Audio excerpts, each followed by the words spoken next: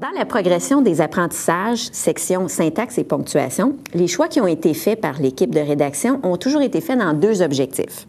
D'une part, on a voulu rendre service aux élèves, se demander ce qui allait vraiment, véritablement aider les élèves quand ils écrivent.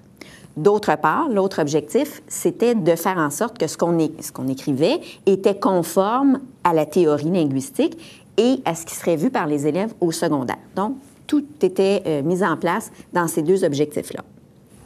Au cœur de la syntaxe, il y a bien sûr la notion de phrase. La notion de phrase en est une qui est fort difficile à définir.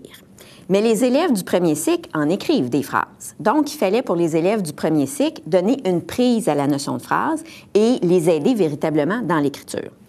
La notion de phrase, telle qu'elle est abordée au premier cycle, s'appuie donc sur des concepts que les élèves du premier cycle sont capables d'utiliser, de manipuler. Donc, on s'intéresse à la notion de sens. La phrase doit exprimer un sens. La phrase doit contenir tous les mots nécessaires. Il ne doit pas y manquer de mots. La phrase doit aussi avoir les mots dans un ordre bien précis. Alors, ce sont des critères que les élèves sont capables de manipuler au premier cycle. Et cette phrase-là, au premier cycle, ça ressemble tout à fait à la phrase graphique, la phrase entre la majuscule et le point, qui contient généralement un seul verbe conjugué. Comment définir la phrase? C'est une question assez difficile parce que si on ouvre des grammaires contemporaines, on remarque qu'il y a plusieurs définitions de la phrase. En fait, il y a plusieurs phrases dans les grammaires.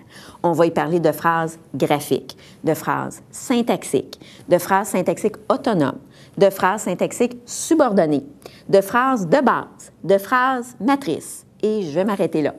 Donc, il y a beaucoup de phrases. Il fallait donc choisir une seule phrase pour que tout le monde s'entende et que tout le monde parle de la même chose. La phrase qui a été choisie dans la progression des apprentissages, c'est la phrase syntaxique autonome. Qu'est-ce que cette phrase-là?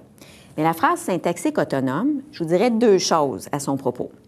C'est une phrase qu'on peut dire toute seule, qui est autonome, comme le mot le dit. Et deuxièmement, c'est une phrase qui pourrait s'écrire avec une majuscule au début et un point à la fin. Je vous donne un exemple. J'aime les films qui font peur. On a là une phrase syntaxique autonome parce qu'on peut la dire toute seule. Elle pourrait commencer par une majuscule et se terminer par un point.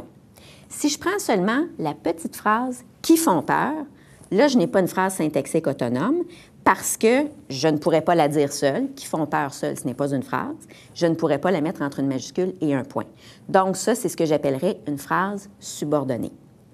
On n'a pas parlé dans la progression des apprentissages de phrases subordonnées parce que c'est un concept qui va être vu au secondaire, mais quand même, on sait que les élèves en écrivent des subordonnées sans le savoir. Comment faire donc pour l'aborder? Bien, on a simplement parlé des mots qui introduisent les subordonnées. On a parlé des mots comme qui, que, et qu'au troisième cycle, on nomme des pronoms, et les conjonctions de subordination comme quand, si, etc., qu'on ne nomme conjonction subordination qu'au troisième cycle. Donc, on amène le concept à travers les mots qui introduisent les subordonnés, mais on ne mentionne pas le mot subordonné. Pourquoi avoir choisi la phrase syntaxique autonome? Parce qu'on pense que c'est celle qui a le plus de sens pour l'élève et qui spontanément correspond bien à ce que les élèves du primaire écrivent. Les choix qui ont été faits de définir la phrase comme une phrase syntaxique autonome, ça a un certain nombre de conséquences. Alors, une première conséquence, c'est qu'une phrase peut avoir un seul verbe conjugué.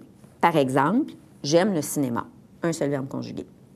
Mais la phrase peut aussi avoir plusieurs verbes conjugués. Il peut en avoir deux, comme dans « J'aime les films qui font peur ». Aime et font sont deux verbes. J'ai deux verbes conjugués dans ma phrase. Je peux aussi avoir des phrases sans verbe conjugué. « Quelle belle journée », par exemple. Il faut quand même observer ce genre de phrase dans un contexte, c'est bien important, ça a été souligné dans la progression, parce qu'il ne faut pas voir dans tous les groupes une phrase, bien sûr. Donc, il faut toujours que ce soit inscrit dans un contexte de communication. Une deuxième conséquence, c'est que les types et les formes de phrases, par exemple le type interrogatif ou la forme de phrase négative, sont toujours vus dans le contexte de phrases à un seul verbe conjugué, parce que ça apparaît plus simple à analyser par les élèves. Et dernière conséquence, on peut avoir une énumération de phrases ou des phrases coordonnées par un « et », un « ou », un « mais ». Par exemple, « J'aime le cinéma et j'y vais chaque semaine ». On a une seule majuscule et un point, mais on a deux phrases qui se trouvent à être liées par un « et ». le phénomène de coordination qu'on retrouve ici, comme le phénomène de juxtaposition, seront vus plus en profondeur au secondaire.